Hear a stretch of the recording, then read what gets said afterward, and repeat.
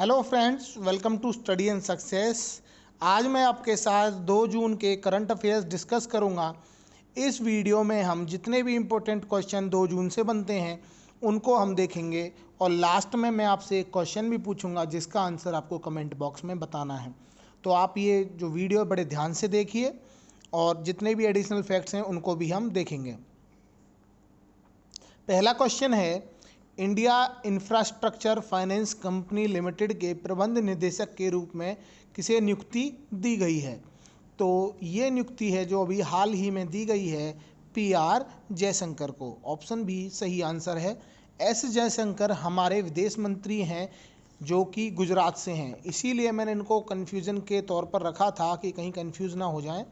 तो S जयशंकर तो हैं हमारे विदेश मंत्री जो गुजरात से हैं और PR जयशंकर IIFCL के प्रबंध निदेशक के रूप में नियुक्त किए गए हैं, जबकि गोविंद राजुलू चिंटाला इनको नाबार्ड का चेयरमैन हाल ही में चुना गया है। आपको ये ध्यान रखना है। नेक्स्ट क्वेश्चन है, विश्व के सभी माता पिता को सम्मानित करने के लिए ग्लोबल डे ऑफ पेरेंट्स यानी माता पिता दिवस किस दिन मनाया जाएगा? इस दिन को जो मनाने की घोषणा है वो की गई है 1 जून को मनाया जाएगा। ठीक है, 1 जून वैसे निकल चुका है, तो 1 जून को ये ग्लोबल डे ऑफ पेरेंट्स मनाया जाएगा। संयुक्त राष्ट्र की पहल पर इसको माता पिता जो अपने बच्चों के लिए जो सेक्रीफाइस करते हैं, त्याग करते हैं, उनकी त्याग भावना को सम्मानित करने के लिए इस दिन को मनाने की घोषणा की गई है। संयुक्त राष्ट्र के जो महासचिव हैं वो हैं एंटोनियो गुटेरस और 24 अक्टूबर 1945 की इसकी स्थापना हुई थी। वाजिद खान का निधन हाल ही में हो गया, वह किस क्षेत्र से जुड़े हुए थे? तो वाजिद खान हैं, अभी इनका हाल ही में निधन हो गया और यह थे गायक व संगीतकार। तो यह गायन और संगीत जो है इस क्षेत्र से जुड़े हुए थे। हाल ही में किस राज्य ने अपना स्थापना दिवस 30 मई को मनाया है? तो अभी जो 30 मई को अपना 32वां स्थापना दिवस मनाया था, यह मनाया है गोवा ने। ठीक है, गोवा ने अपना 32वां स्थापना दिवस मनाया है। इसके अलावा आपको याद रखना है कि 30 मई 1987 को जो गोवा है इसको भारत के 25वें राज्य के तौर पर बनाया गया था। ठीक है, 25वां राज्य था इसको। इसके अलावा 19 दिसंबर 1961 को ऑपरेशन विजय के तहत भी भारत में शामिल किया गया था। ठीक है, नेक्स्ट क्वेश्चन है, हाल ही में कौन सा देश आर्टिफिशियल इंटेलिजेंस G7 में शामिल हुआ है? तो आर्टिफिशियल इंटेलिजेंस G7 में अभी जो हाल में देश शामिल हुआ है वो अमेरिका है। अमेरिका ने पहले तो इसमें शामिल होने की घोषणा को नकार दिया था, फिर बाद में इसने आर्टिफिशियल इंटेलिजेंस G7 ग्रुप में शामिल होने के लिए अपने आप को एक तरह से रजामंदी दी। अमेरिका की जो कैपिटल है वो है वॉशिंगटन DC और वहाँ के जो प्रेसिडेंट हैं वो हैं डोनाल्ड ट्रंप। इलेक्ट्रॉनिक्स और सूचना प्रौद्योगिकी मंत्रालय द्वारा हाल ही में लॉन्च किए गए राष्ट्रीय इंटेलिजेंस पोर्टल का नाम क्या है? तो हमारे जो इलेक्ट्रॉनिक्स और सूचना प्रौद्योगिकी मंत्रालय के जो केंद्रीय मंत्री हैं वो हैं रविशंकर प्रसाद। इन्होंने ही अभी राष्ट्रीय इंटेलिजेंस पोर्टल का अनावरण भी किया था और इस पोर्टल का जो नाम रखा गया है वह रखा गया है इंडिया AI। ऑप्शन बी है जो AI की फुल फॉर्म है आर्टिफिशियल इंटेलिजेंस। ठीक है, FSSAI के नए मुख्य कार्यकारी अधिकारी इन्हें चुना गया है। तो FSSAI की जो फुल फॉर्म है वो है food safety and standards authority of India. ठीक है, तो इसका जो हेडक्वार्टर है वो न्यू दिल्ली में है और जो नए CEO चीफ एग्जीक्यूटिव ऑफिसर है वो चुना गया है अरुण सिंघल को। ठीक है, अरुण सिंघल को। यह जो संस्था है यह भारत में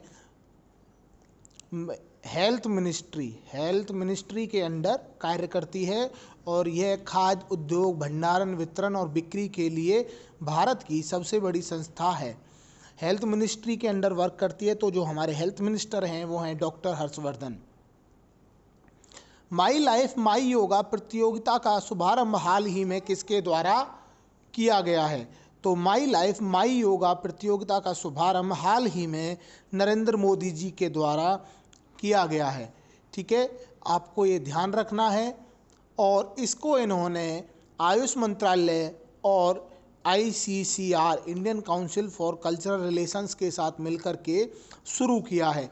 जो हमारे आयुष मंत्रालय के केंद्रीय मंत्री हैं वो हैं श्रीपद येसो नायक।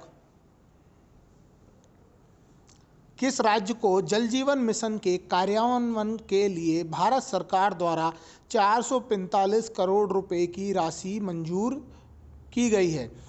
तो अभी जल जीवन मिशन को पूर्ण करने के लिए 445 करोड़ रुपए की राशि भारत सरकार द्वारा छत्तीसगढ़ के लिए मंजूर की गई है। जो छत्तीसगढ़ के CM हैं वो हैं भूपेश बघेल और गवर्नर हैं अनुसुईया उइके। ठीक है, इसके अलावा अभी हाल ही में राजीव गांधी किसान न्याय योजना भी छत्तीसगढ़ ने लागू की है। ठीक है,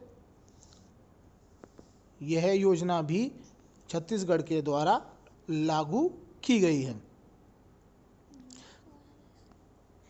विश्व दुग्ध दिवस प्रतिवर्ष किस दिन मनाया जाता है? तो विश्व दुग्ध दिवस प्रतिवर्ष 1 जून को मनाया जाता है। ठीक है, यह जो है 1 तारीख को 1 जून को मनाया जाता है। इसके अलावा जो 5 जून को वर्ल्ड इन्वायरमेंट डे, ठीक है, इन्वायरमेंट डे है जो यह मनाया जाता है, विश्व पर्यावरण दिवस। इसके अलावा 20 मई को वर्ल्ड बी डे विश्व मधुमक्खी दिवस मनाया जाता है और 21 मई को वर्ल्ड टी डे विश्व चाय दिवस। फोर्ब्स पत्रिका 2020 की रिपोर्ट के अनुसार विश्व में सर्वाधिक कमाई करने वाले एथलीट वाली रिपोर्ट को किसने टॉप किया है?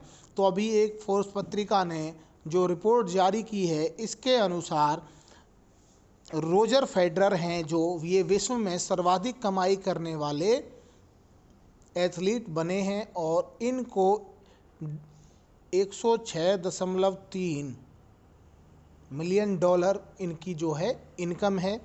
पर भारत की तरफ से जो इसमें रैंक प्राप्त की है वो की है 100 में से 66वें नंबर पे विराट कोहली हैं जो भारत के सर्वाधिक कमाई करने वाले एथलीट हैं। दूसरे नंबर पर क्रिस्टियानो रोनाल्डो रहे हैं। हाल ही में कौन सा राज्य कोविड-19 मरीजों के लिए 1 लाख बिस्तर तैयार करने वाला राज्य बना है? तो 1 लाख बेड जिसने तैयार किए हैं कोविड-19 पेशेंट्स के लिए वो है उत्तर प्रदेश। उत्तर प्रदेश का जो फेमस नेशनल पार्क है वो है दुधवा नेशनल पार्क। यहाँ के जो CM हैं वो हैं योगी आदित्यनाथ। ठीक है, आदित्यनाथ। गवर्नर हैं आनंदीबेन पटेल। उत्तर प्रदेश ने ही अभी हाल ही में प्रवासी राहत मित्र ऐप भी लॉन्च की थी और प्रवासन आयोग स्थापना करने की घोषणा भी उत्तर प्रदेश के द्वारा की गई थी।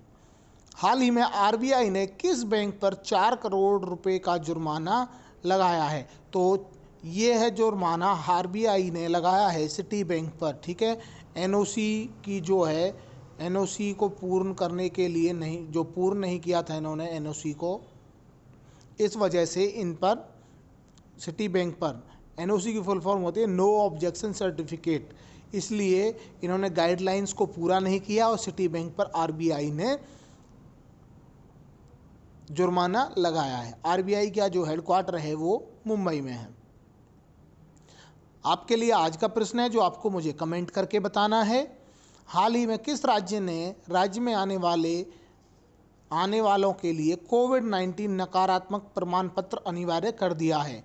ठीक है, यह क्वेश्चन कल ही मैंने आपसे एक वीडियो में डिस्कस किया था। इसके अलावा नेट से सर्च करें और कमेंट करके बताएं।